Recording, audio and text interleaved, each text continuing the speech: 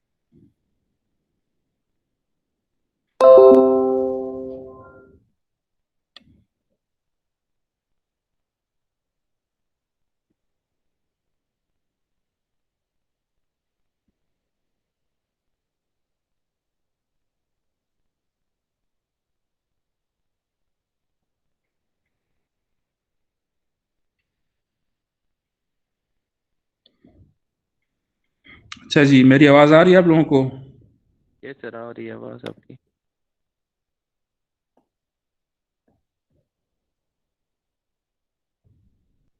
ठीक है। तो लास्ट लेक्चर में हमने डिस्कस किया था बेसिकली कि how to code for combinational logic. ठीक है।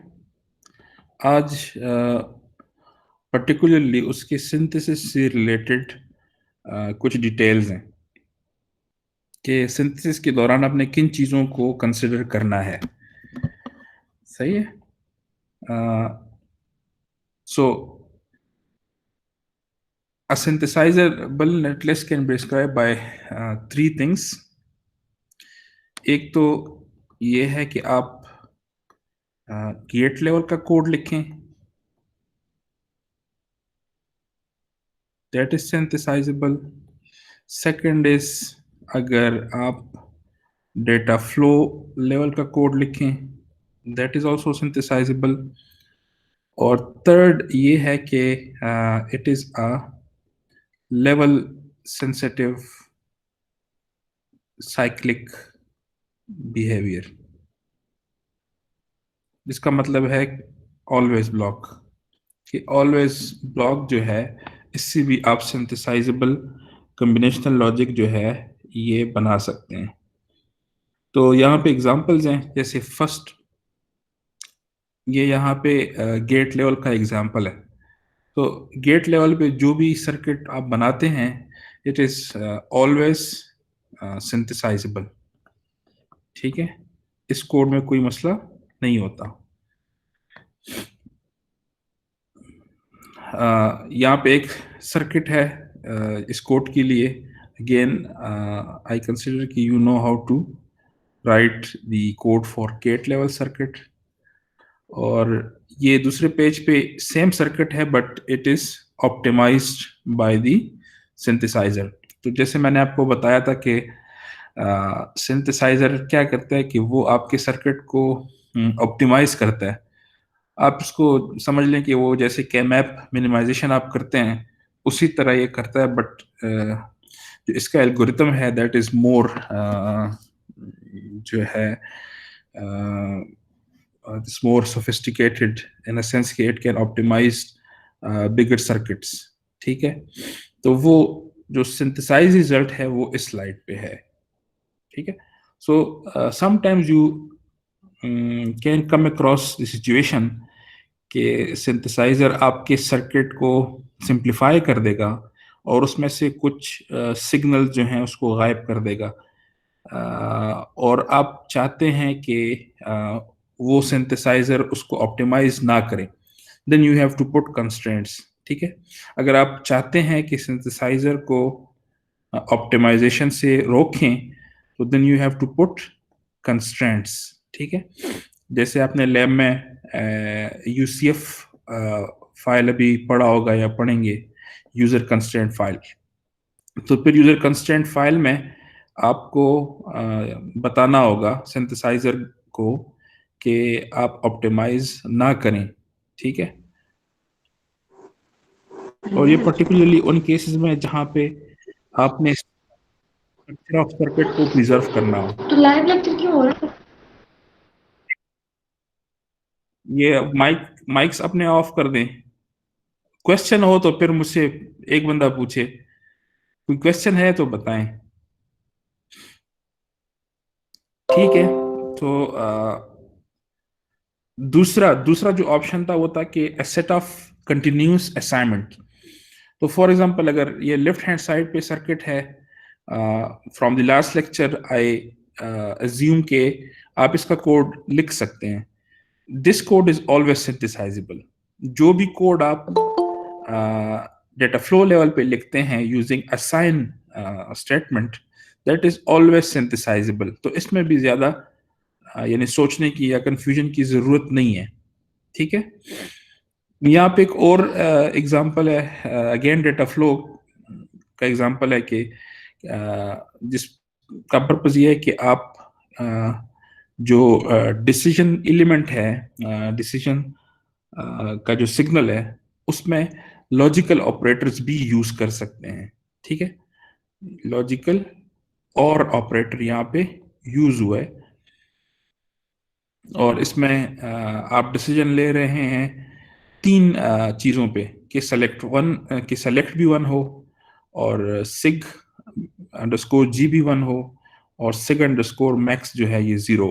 तो अगर इनके दरमियान और ऑपरेटर है तो इनमें से कोई एक भी अगर 1 हो, सो देन जो आपका टर्नरी ऑपरेटर है it will select sig 1 otherwise it will sig a otherwise sig b. तो मैं आपसे बार बार कहता हूं कि you should be able to visualize कि व्हाट इज द हार्डवेयर. तो इस स्लाइड पे ये हार्डवेयर है यहाँ पे, but this is at the gate level. ये वाला जो है दिस इज बेसिकली मक्स.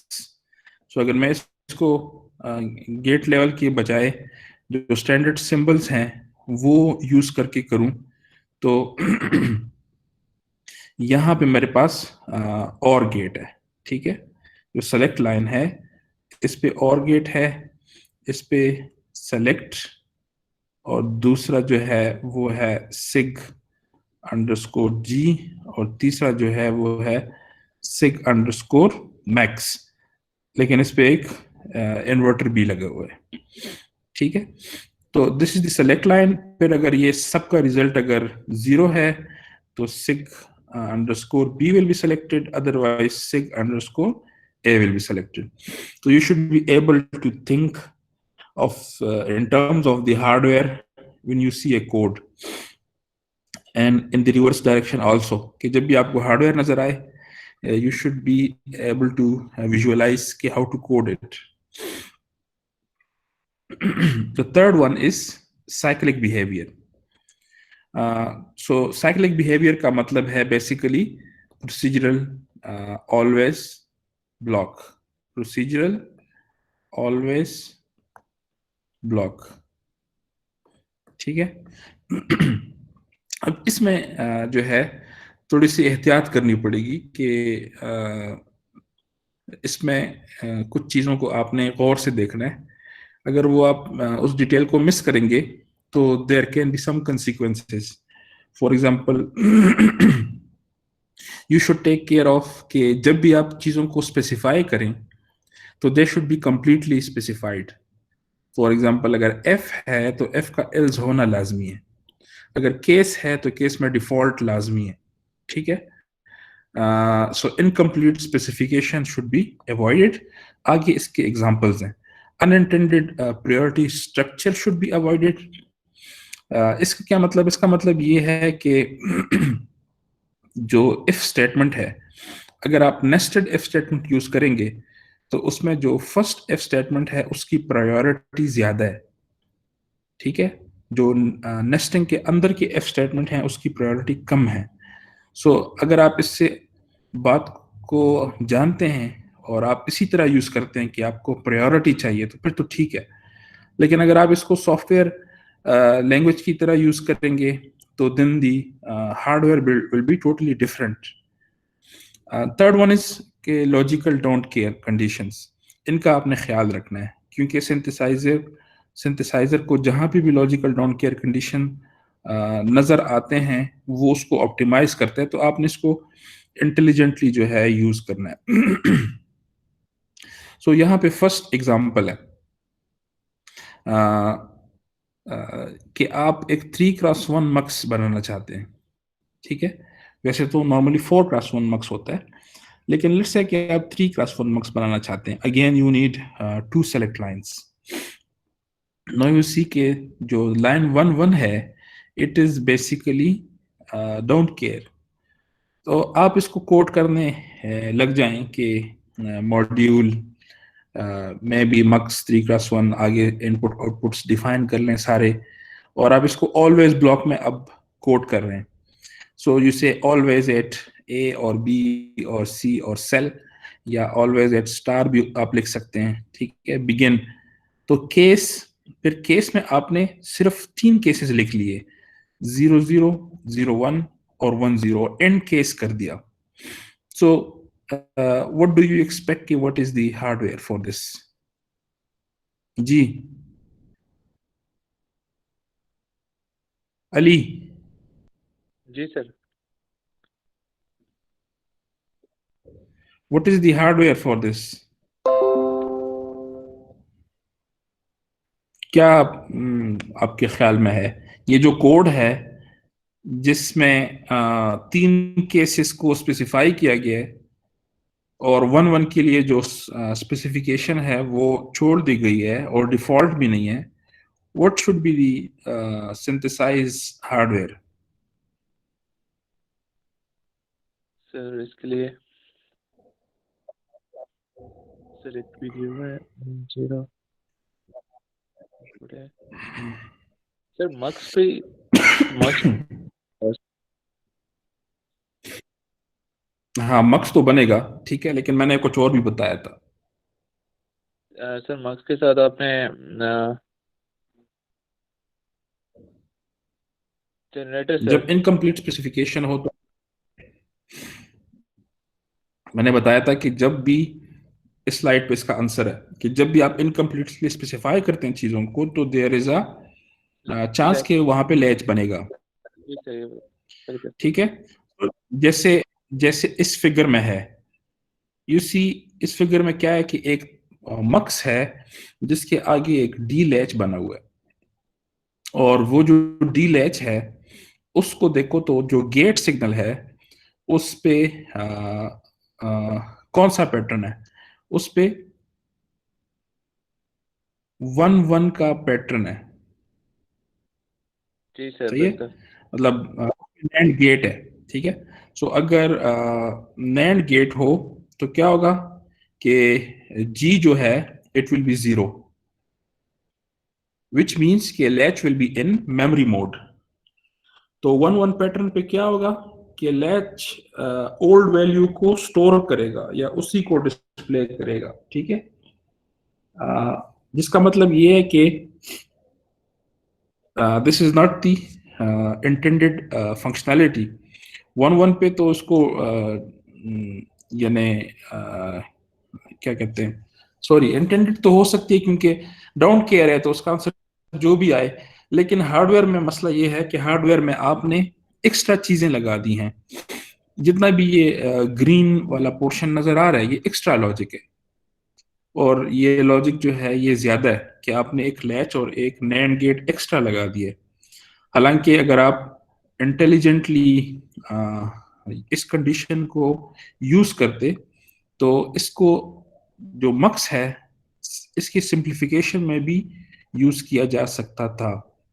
ठीक है, so that's the danger of incomplete specification कि इट कैन इन्फर लैचेस, और लैचेस हमारे इंटेंशन थी ही नहीं इस केस में।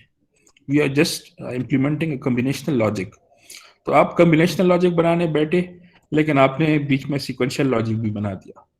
So you should be aware कि हर एक case statement should be completely specified। हर एक if it should have an else। ठीक है, हर एक टर्नरी ऑपरेटर का जो ट्रू वाला पार्ट है उसके साथ फॉल्स वाला पार्ट भी होना चाहिए। तो इसको कैसे अवॉइड करें?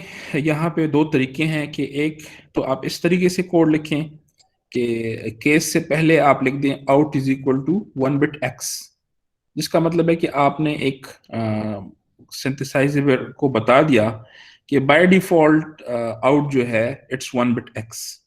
इसका एक तरीका ये है, दूसरा तरीका ये नीचे है कि again you include a default statement. ठीक है, default out is equal to 1 bit x। So the moral of story is you should always use completely specified statements, all the branches of F statement, all the branches of K statement should be completely specified. Now come to another, let's say, call it a danger of using the Verilog language, जो मैं बता चुका हूँ वो उनमें से ये दूसरा पॉइंट था। Let's say you want to implement 4 to 2 binary encoder। ठीक है, जिसका ये तो टेबल है कि अगर 0001 है तो कोड इज 00, अगर 0010 है तो कोड इज 01, 0100 है तो कोड इज 10, 100 है तो it is 11, and all other conditions में this is don't care।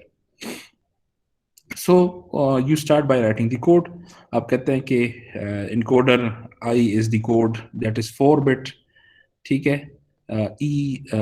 I is the input that is 4 bit, E is the output that is 2 bit, and then you define E as rich because it is the left hand side, in a procedural block। You say always at I begin if I of 0 is 1। इसका मतलब है कि if I of 0 is equal to 1, मैं कई बार बता चुका हूं, then E is equal to 2 bit 00। तो आपने क्या किया, आपने सिर्फ इस बिट को चेक किया I नॉट को, अगर ये 1 है तो यू से कि द कोड इज 00। नेक्स्ट में आपने इस बिट को चेक किया I1 को, if it is 1 then you say the code is 01, if this is 1 then you say the code is 10, और अगर I31 हो तो the code is 11, else the code is XX। so you see this is completely specified। Specification के लिहाज से this is completely specified. But इसमें एक और मसला है जो मैंने आपको बताया था अभी थोड़ी देर पहले कि अगर नेस्टेड एफ्स हों तो उसमें जो पहला एफ है उसकी प्रायोरिटी ज्यादा होती है। ठीक है, so what is the resulting circuit? The resulting circuit is something like this के this is a chain of 2x1 muxes. ठीक है, और जो पहला आई नॉट वाला मक्स है that is at the very end of it, जिसका मतलब है कि इसकी प्रायोरिटी जो है वो हाईएस्ट है। ठीक है, फिर उसके बाद I1 की प्रायोरिटी है, उसके बाद I2 की प्रायोरिटी है, फिर I3 की प्रायोरिटी है, which means कि if you go from right to left the priority decreases। ठीक है, तो इसमें मसला क्या हुआ? मसला ये हुआ कि आप बनाने जा रहे थे आप बनाने जा रहे थे इनकोडर, लेकिन आपने एक प्रायोरिटी स्ट्रक्चर बना लिया which is never your intention. So इसका नुकसान क्या है? इसका नुकसान ये है कि maybe you are using too much hardware. Priority logic का जो हार्डवेयर है it may be too much, और encoder can be implemented maybe very simply. तो आप बहुत ज़्यादा हार्डवेयर जो है वो वेस्ट कर रहे हैं। So you should be aware के जब भी आप एफ एल्स को नेस्टेड फैशन में यूज करेंगे, यू शुड बी अवेयर के जो पहला एफ है उसकी प्रायोरिटी ज्यादा है, ठीक है? Otherwise you will and up synthesizing a hardware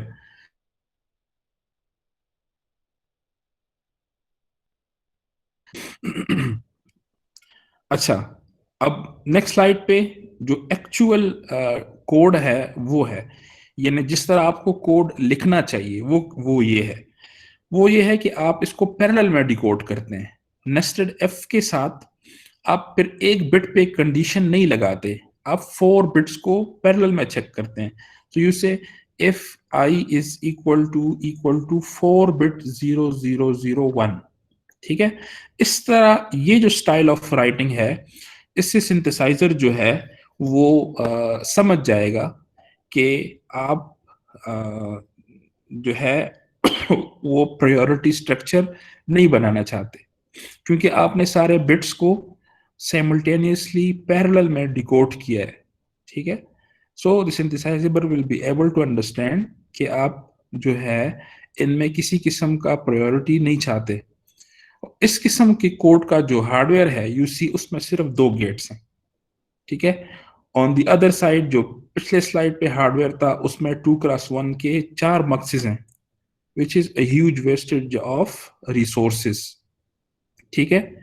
so the second point is कि you should be aware of priority logic, कि प्रायोरिटी लॉजिक कैसे बनता है और कब आपको प्रायोरिटी लॉजिक बनाना है और कब नहीं बनाना। The third one is exploiting logical don't care conditions. So logical don't care condition को synthesizer use करता है for simplification, ठीक है? तो आपने क्या करना है कि जब भी आप के पास डोंट केयर्स हों तो आप उसको explicitly डिफॉल्ट में मेंशन करें कि these are the don't care conditions, ठीक है? फॉर एग्जाम्पल यहाँ पे कोड है that is small ALU is a 4 bit data path.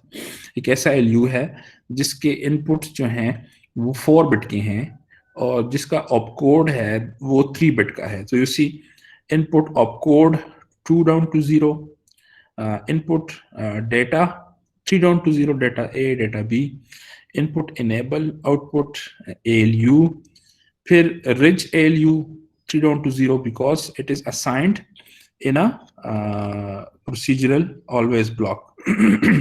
फिर यहाँ पे एक ट्राई स्टेट बफर है, फिर आगे कोड है ऑलवेज एट ऑप कोड और डेटा बी, और you can rise always at star.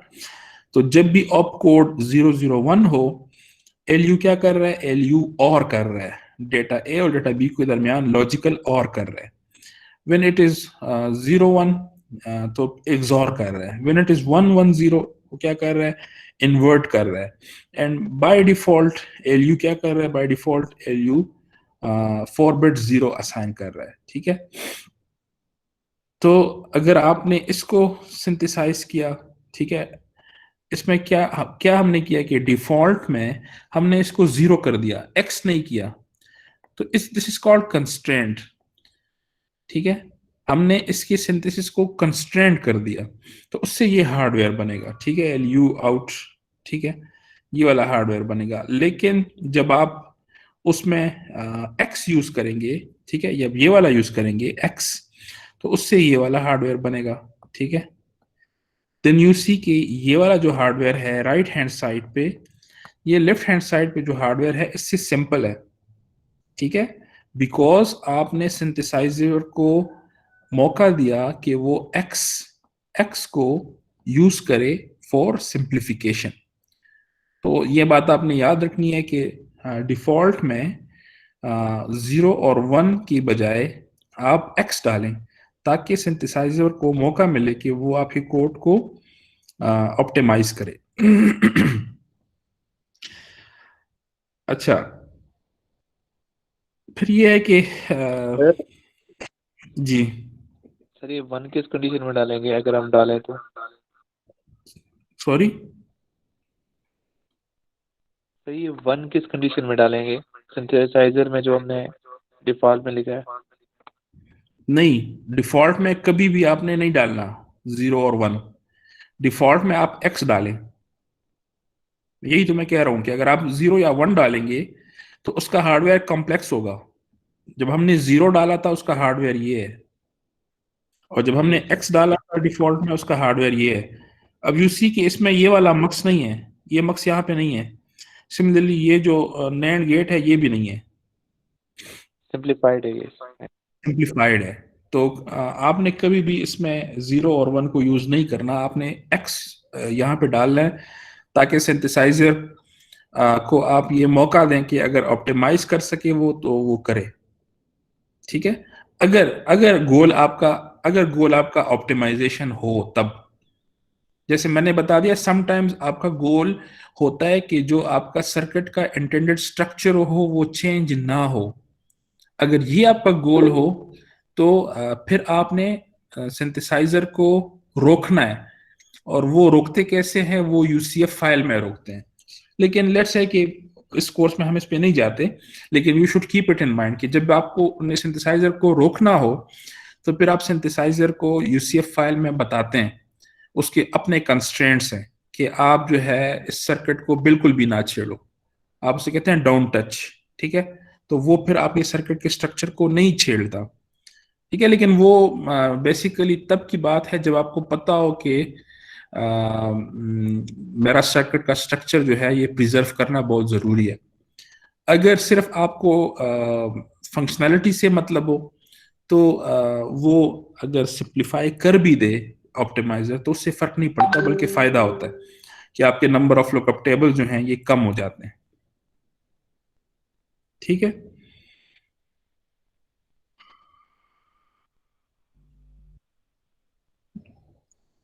अच्छा, फिर ये है कि रिसोर्स रिसोर्स शेयरिंग। ठीक है, यहाँ पे एसिक्स सेल्स का एक पॉइंट आ गया है, लेकिन this course is about FPGAs. So ASICs cell library contains cell that are far more complex than primitive gates like full adder.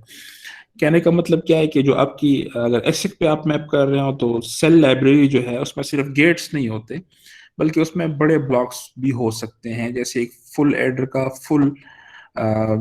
का जो है प्रिमिटिव ब्लॉक्स भी हो सकता है। ठीक है, अच्छा, अगर जैसे एफपीजीए की अगर बात करें तो इसमें प्रिमिटिव ब्लॉक्स हैं, जैसे मैंने आपको बताया था कि DSP48 is a primitive block.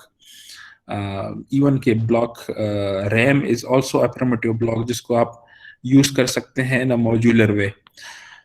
फिर रिसोर्स शेयरिंग, जब भी आप सिंथेसिस करें तो यू शुड ट्राई कि आपका सर्किट जो है वो इस किस्म का डिस्क्राइब हो कि उसमें अगर ऑपरेटर्स हैं तो वो जो है शेयर हों। इसका क्या मतलब है, इसके एग्जांपल्स आगे की स्लाइड में हैं, लेकिन उसके लिए जो टिप्स हैं वो ये हैं कि use parenthesis to control operator grouping. जब भी आपने ऑपरेटर्स यूज किए, मसलन एड्रेस यूज कर रहे हैं, तो उसमें पैरेंथेसिस यूज करें जब आप मल्टी बिट चीजों को ऐड कर रहे हैं। ठीक है, यहाँ पे एग्जांपल है। सो देखो यहाँ पे ये जो ग्रुपिंग है ये जरूरी है। ठीक है, इसका क्या मतलब है कि अब अगेन अगर मैं आपसे कहूँ कि व्हाट इज द हार्डवेयर, तो व्हाट इज द हार्डवेयर, एक एडर है जिसका आउटपुट है y_out, और एक इनपुट उसका है data_a। तो दूसरा इनपुट इसका है जिसपे एक सेलेक्ट लाइन लगे हुए है। So there is a select line और इस सेलेक्ट लाइन पे मक्स उस पे इसको कंट्रोल कर रहा है एक सेलेक्ट लाइन, और सेलेक्ट लाइन अगर 1 है तो ACCUM एक्यूम सेलेक्ट हो रहा है, और अगर 0 है तो डेटा अंडरस्कोर बी सेलेक्ट हो रहा है। ठीक है, so this is the hardware. ठीक है, तो ये जो ग्रुपिंग है ये करना जरूरी है, ब्रैकेट लगाना जो है ये जरूरी है कि सिंथेसाइजर को पता हो कि कौन सी चीजें कहाँ पे कनेक्टेड हैं। यहाँ पे एक और एग्जांपल है कि मसलन अगर आप 4 चीजों को ऐड करना चाहते हैं, A+B+C+D, तो उसके लिए एक स्टेटमेंट ये है और एक स्टेटमेंट ये है। ठीक है, दोनों में क्या फर्क है? एक में ऑपरेटर ग्रुपिंग हुई है, दूसरे में ऑपरेटर ग्रुपिंग नहीं हुई। Let's see the hardware. ये मुझे अब देख के बताओ कि इसमें से कौन सा हार्डवेयर किसके लिए है। एक स्टेटमेंट है, sir let's write call second वाला जो है ना सर, वो लेफ्ट वाला पैरेंथेसिस में थी उसके लिए। अच्छा बी वाला ग्रुपिंग के जी लिए, ए वाला ग्रुपिंग के लिए नहीं है। A प्लस बी ब्रैकेट में अंदर जो था प्लस C प्लस D, ये सेकंड वाला है सर, सम 2 वाला। यस अच्छा, सर। ये बी वाला है। एग्जैक्टली जब आप ए और बी के आगे ब्रैकेट लगाते हैं और सी और डी के आगे ब्रैकेट लगाते हैं, तो आप यस सर। सिंथेसाइजर को बता रहे हैं कि ये दोनों काम पैरेलल में कर सकते हैं आप। ठीक है, तो उसने क्या किया, उसने 4 बिट के 2 एडर लगा दिए एक ही लॉजिक लेवल पे। ठीक है, और फिर 5 बिट का एक एडर लगा दिया। जबकि दूसरे साइड पे आपने जब A+B+C+D लिखा विद नो ऑपरेटर ग्रुपिंग, उसने क्या किया, उसने A+B में एक 4 बिट एडर लगा दिया, उससे जो रिजल्ट आया उसमें एक 5 बिट एडर लगा दिया, उससे जो रिजल्ट आया उसमें एक 5 बिट एडर लगा दिया। You see the hardware is more complex. ठीक है, सर यहाँ ज्यादा पे मेमोरी यूज होगी। हाँ, मेमोरी नहीं, लुकअप टेबल्स या गेट्स के लो। ठीक है, तो इस साइड पे 4 बिट के 2 और 5 बिट का एक एडर यूज हुआ है, जबकि लेफ्ट हैंड साइड पे 4 बिट का एक और 5 बिट के 2। So that is a poor design, so operator grouping is necessary. Now tell me about this one. ये जो लाइन है इससे क्या हार्डवेयर बनेगा? असाइन सर अगर सिलेक्ट 1 है तो डेटा A होना चाहिए, और सिलेक्ट 2 है तो उसमें एकम साइन होना चाहिए, नहीं 0 है तो। ठीक है, तो एक बात तो जिस तरह अली कह रहा है कि जब भी आप बाइनरी ऑपरेटर देखें या इफ एल्स देखें तो समझ लें कि देयर इज अ मक्स, और इस मक्स का जो सेलेक्ट लाइन है दैट इज सेल। मक्स के इनपुट्स पे सर 2 एडर्स हैं सर। मक्स के इनपुट पे 2 एडर्स हैं। यस सर, अच्छा, 2 एड लगे हैं। डेटा B प्लस डेटा के लिए एक्यूम पे। अच्छा, सही। सो वन लाइन पे डाटा ए प्लस एकम होगा। वन लाइन पे क्या होगा? डाटा ए प्लस एकम, एकम लिख रहे हैं क्या लिख कम, और data B plus B plus data A data A, A. ठीक है, और आउटपुट पे वाई आउट हो जाएगा। आउटपुट पे वाई आउट। आउटपुट तो Y है सर। हाँ, आउटपुट पे वाई।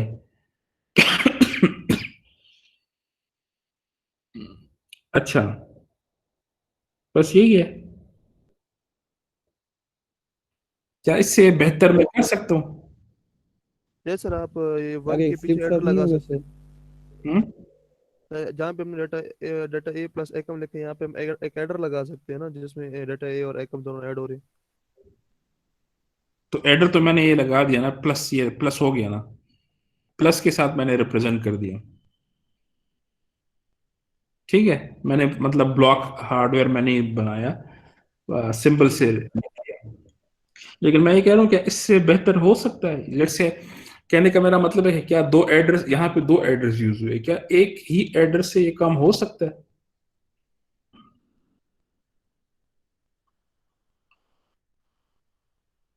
ये आप सोचो। ठीक है, फिर मुझे आपने बताना है कि ठीक है सर। एक एड्रेस से कैसे करवाएंगे, क्या क्या तरीका हो कि ये एक एडर से हो जाए? सर दोनों में सर डाटा ए कॉमन है सर, वो यूज करेंगे कुछ। लेकिन डेटा बी तो कॉमन नहीं है ना। सही है, वो आप थोड़ा मुझे सोच के बताएं फिर। अच्छा, ये फिर यहाँ पे खत्म हो गई ये वो गेम मैंने बताया था, वो बुक माइकल डी सेलेटी वाली, उसके सेक्शन है, तो अगर कोई पढ़ना चाहे तो जाके पढ़ लो। मुख्तलिफ सेक्शन से ये जो स्लाइड्स हैं ये कंबाइन किए गए थे। अ, अब हम आते हैं 4A पे।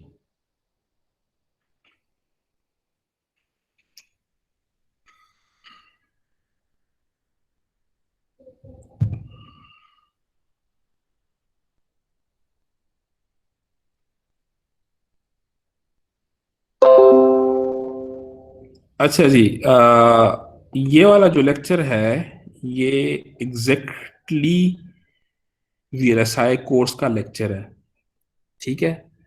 और मैं इसको रिपीट नहीं करूंगा फुल, क्योंकि आपने अभी पढ़ा है। आपका अगर कोई क्वेश्चन है तो मुझसे पूछ लें, लेकिन जो चीजें मैं आपको न्यूमेरिकल टाइप दूंगा मैं उस पर चला जाता हूँ। याद है कि हमने फ्लिप फ्लॉप कैसे बनाया था, डीलैच कैसे बनाया था, यूजिंग याद है। Using yes sir. Using using feedback, ठीक है। तो मैंने ये बताया यस था सर। कि फीडबैक के थ्रू हम एक बिट को कैसे स्टोर कर सकते हैं। फिर आपको याद होगा इसके वीडियो लेक्चर भी हैं आपकी यूट्यूब पे पड़े हैं, आपको अभी भी एक्सेस होगा, ठीक है। तो नहीं हो तो वहां से जाके आप देख लो। इसलिए मैं इस पर टाइम नहीं लगाऊंगा कि डीलेच हमने कैसे बनाया था, मक से कैसे बनाया था, what is lenience, what is dynamic discipline. मैं इस सबको स्किप कर रहा हूँ क्योंकि ये हमने किया था और इसकी वीडियो लेक्चर्स भी हैं। फिर डी फ्लिप फ्लॉप से हमने डी लेट से हमने फ्लिप फ्लॉप कैसे बनाया था मास्टर स्लेव कॉन्फ़िगरेशन में, ये सारा कुछ आपके पास है।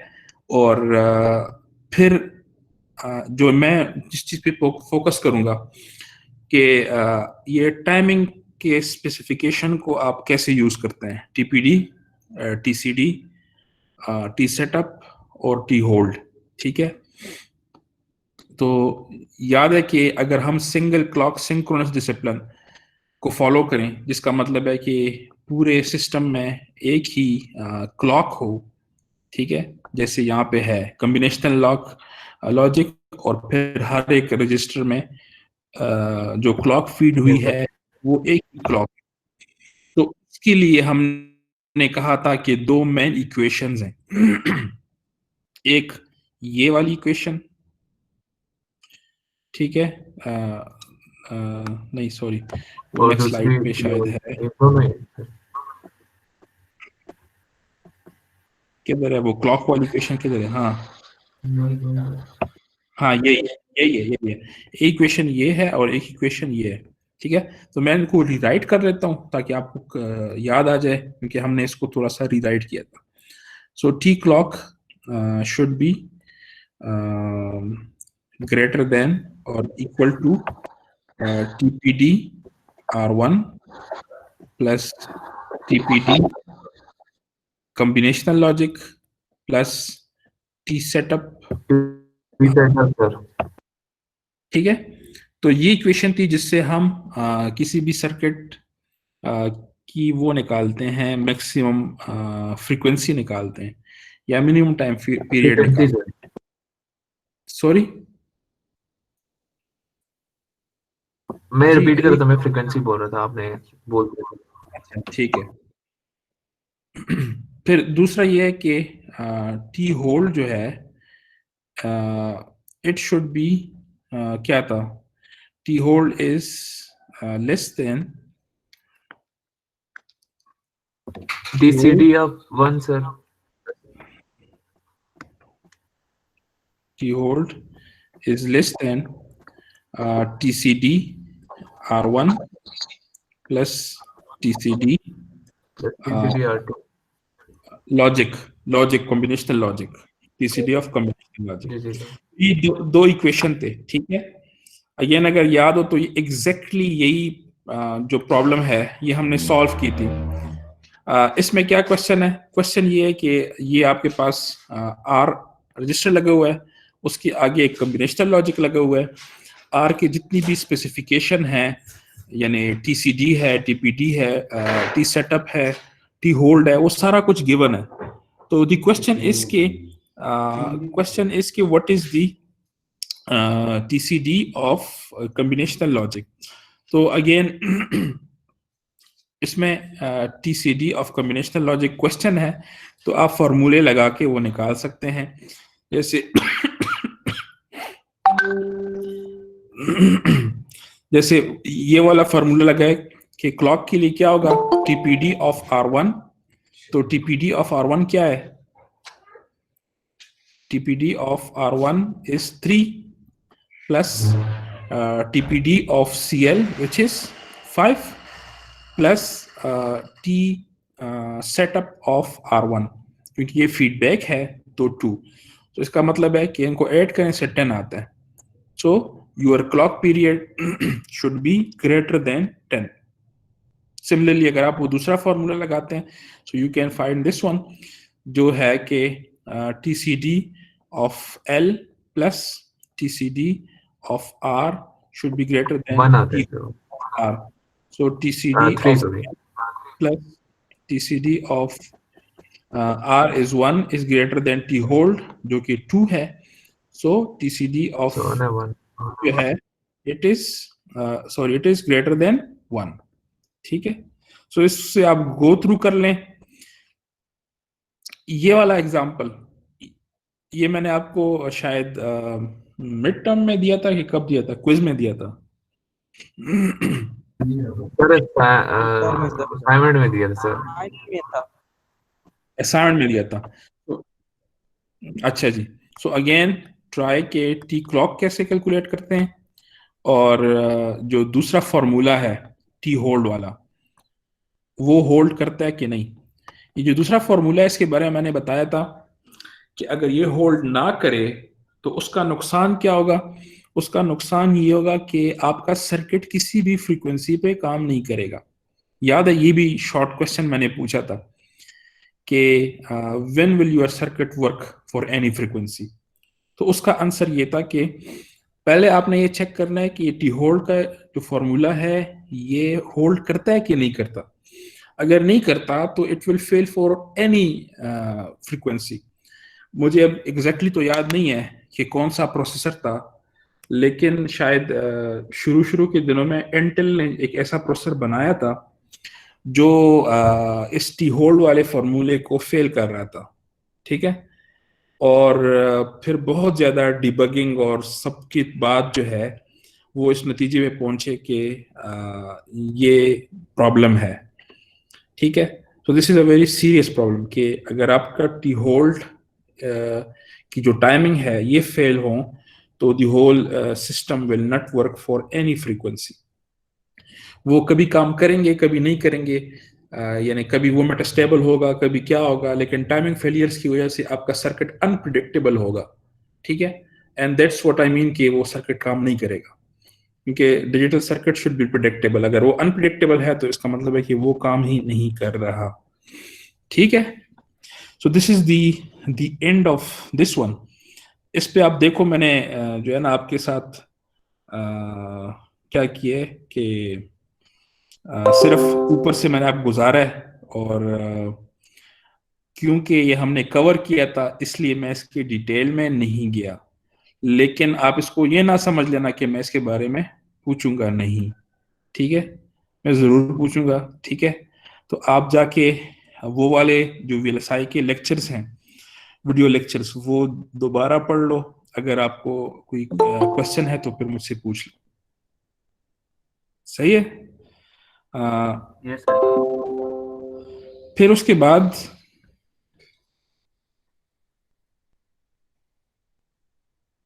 उसके बाद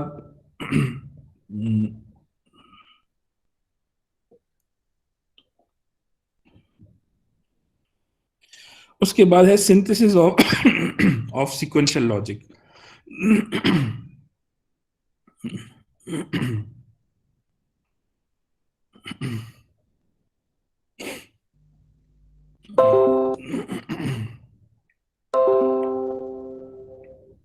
स्क्रीन नजर आ रही है अभी? जी सर, आ रही है। अच्छा जी, बाकी लोग सोए गए हैं कि किधर हैं? सिर्फ अली बोल रहे हैं सर है सर। सरसों है सर। सोए हैं। नो नो सर, सर, अभी उठ नहीं सर, इधर ही है सर। इधर ही है सर। कौन क्लास में बोल रहा है है? सर। माज है कि नहीं है?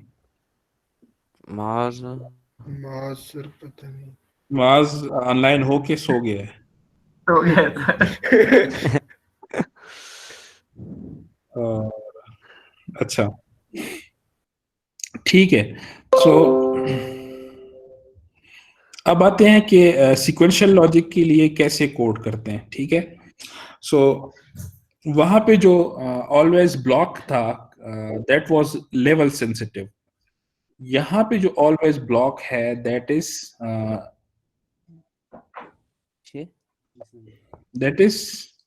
As sensitive. ठीक है, तो जो सीक्वेंशियल सर्किट्स बनते हैं उनमें एक मेन डिफरेंस ये है कि उनके जो ऑलवेज ब्लॉक हैं उनमें इच ट्रिगर्ड बिहेवियर है। फॉर एग्जांपल यहाँ पे देखो, दो सर्किट हैं। एक है 2x1 मक्स, एक है 2x1 मक्स और उसके आगे एक डी फ्लिप फ्लॉप लगा हुआ। तो दोनों में देखो क्या डिफरेंस है डिफिनेशन के लिहाज से, किस तरह इसको कोड किया गया है। ऊपर तो सेम है कि combinational A B cell out input, A B input cell output out reg out always at A और बी और सेल। ठीक है, सो दिस इज ये जो सेंसिटिविटी लिस्ट है, this sensitivity list is level sensitive. ठीक है, if sel out is equal to A else out is equal to B, तो ये 2x1 मक्स का कोड है, ये भी आप अच्छी तरह जानते हैं। और दूसरे साइड पे देखो तो always at pause edge clock, अब this is edge sensitive behaviour. ठीक है, तो जब भी अच्छा, एक और चीज भी है इसमें, ये भी आप नोट करो। यहाँ पे ये देखो सिंपल एक इक्वल है, यहाँ पे इक्वल के साथ ये दूसरा साइन है लेस देन इक्वल। ये बहुत इंपॉर्टेंट ऑपरेटर है। दिस इज कॉल्ड ऑपरेटर तो नहीं, असाइनमेंट है। This is called non blocking assignment. ठीक है, और ये वाला जो है this is called blocking assignment. ठीक है, तो जब भी आप फ्लिप फ्लॉप बना रहे हैं तो ये दो चीजों को नोट करो। एक तो पॉज एज ऑफ क्लॉक है सेंसिटिविटी लिस्ट में, और दूसरी चीज क्या है कि नॉन ब्लॉकिंग असाइनमेंट है। ठीक है, सो दो चीजें आप नोट करें कि जब ये सीक्वेंशियल लॉजिक बना रहे हैं तो ये चीजें होनी चाहिए। आगे मैं चल के बताता हूं कि नॉन ब्लॉकिंग असाइनमेंट जो है ये क्या चीज है।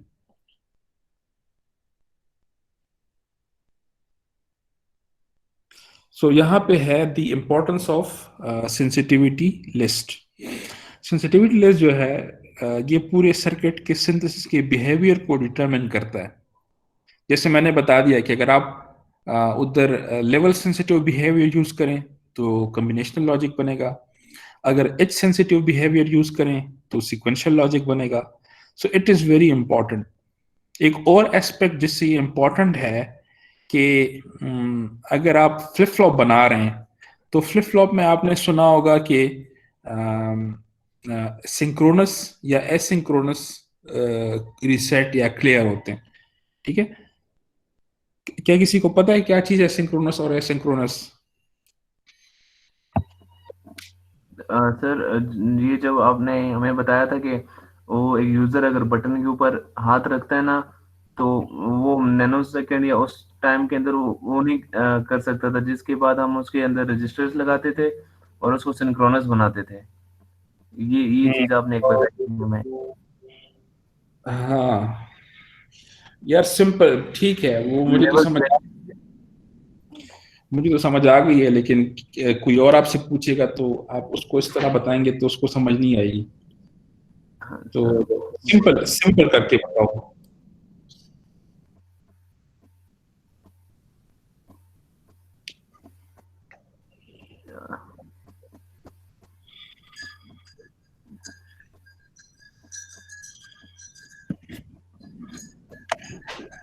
एसिंक्रोनस सर अनप्रिडिक्टेबल और सिंक्रोनस में है सर प्रिडिक्टेबल सर। नहीं, नहीं सिंक्रोनस का मतलब है कि सिंक्रोनस का मतलब है कि वो क्लॉक के साथ ट्रिगर्ड हो, उसमें जो ट्रांजिशंस हैं वो क्लॉक के साथ इंटरप्रेट हों, उसमें चेंजेस सिर्फ उसमें जो चेंजेस हैं वो सिर्फ क्लॉक पे इंटरप्रेट हों। और एसिंक्रोनस का मतलब है कि उसमें जो चेंजेस हैं वो किसी भी टाइम पे जब हो जाएं तो उसका क्लॉक के साथ कोई ताल्लुक नहीं है, वो उसी वक्त सर्किट उसको इंटरप्रेट कर लेता है, एक्सेप्ट कर लेता है। लेकिन सिंक्रोनस वाले में एक्सेप्ट नहीं करता जब तक क्या कहते हैं क्लॉक एज ना आए। ठीक है, चलिए मैं देख लेता हूँ ये कितने स्लाइड्स हैं। 41 स्लाइड्स हैं। चलें इसको फिर कंटिन्यू करेंगे। यहाँ तक कोई क्वेश्चन है तो मुझे बताएं। No sir. No sir question नहीं है, साथ साथ आपने अगर बता सर दिया। ये लेक्चर रिकॉर्ड हुआ हो तो सर प्लीज इसको अपलोड भी कर लें। ये मैंने रिकॉर्ड तो किया है मेरे ख्याल में गूगल मीट से। अ, अब अल्लाह करे कि ये रिकॉर्डिंग कहीं गायब ना हो जाए। और असल में चूंकि ये जो ऑनलाइन का ऑर्डर था ये बहुत अब्रप्टली आया तो मैं वीडियो रिकॉर्ड नहीं कर सका। लेकिन इंशाल्लाह नेक्स्ट टाइम से जिस तरह हम पहले करते थे वीडियो रिकॉर्डेड, एक्सक्यूज तो मी मैं सर। जी सर जिस तरह आज आपने लेक्चर लिया इस तरह ही आगे नहीं कंटिन्यू कर सकते सर? ये कौन बोल रहा है, इकराम? यस सर, इकराम हो।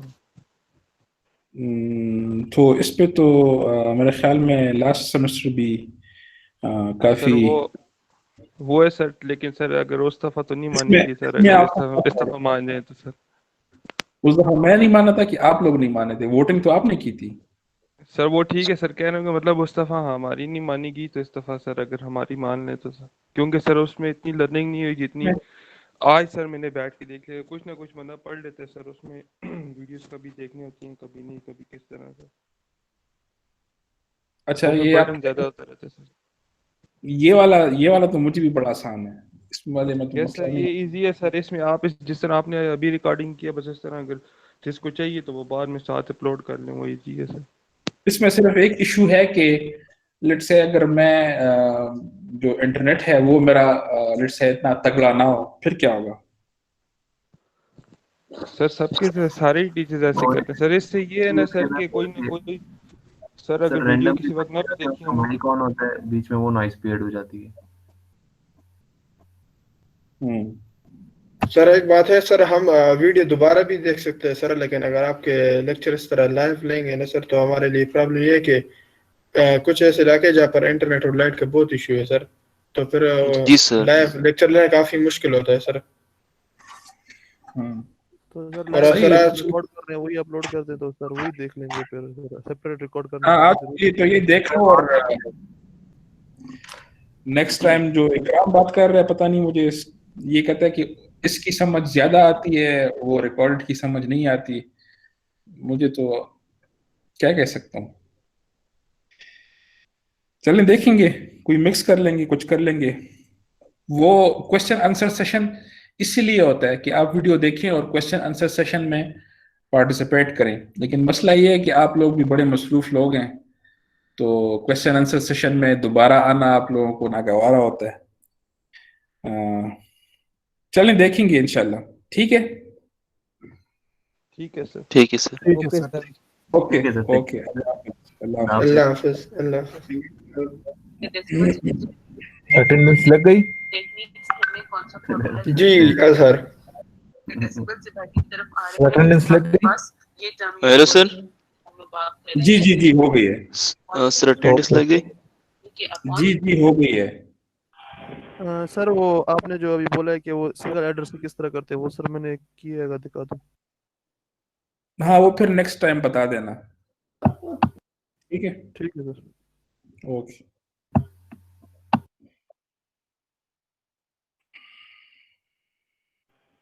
अस्सलाम वालेकुम। no member of the